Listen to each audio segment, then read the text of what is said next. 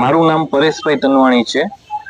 હું રાજકોટ મહાનગરપાલિકાનું જાહેરનામું બહાર કર્યું છે 4 મહિના સુધી સર્વિસ 50 મીટરના 50 મીટર આગળ બંધ આ ધંધા સાથે જોડાયેલા છે। શું કઈ રીતે તમે જોઈ રહ્યા છો અત્યારે યાજ્ઞિક રોડ મેઇન રોડ રાજકોટનું જે હબ છે એ બંધ છે, બરાબર છે। આ આરએમસી નું કામ ચાલુ છે, તો અમે બધા વેપારીઓને બસ એટલી માંગ છે કે ભાઈ ચોમાસા પહેલા તાત્કાલિક પૂર્ણ કરે કામ।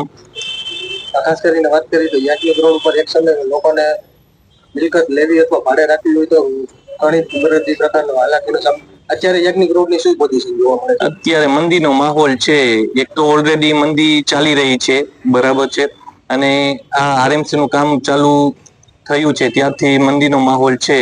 અત્યારે તો અમે બધા વેપારીની એટલી જ માંગ છે કે જલ્દી તાત્કાલિક સવાર રાત કરીને કમ્પ્લીટ કરે કામ। આપની હવે મુખ્ય રજૂઆત શું છે?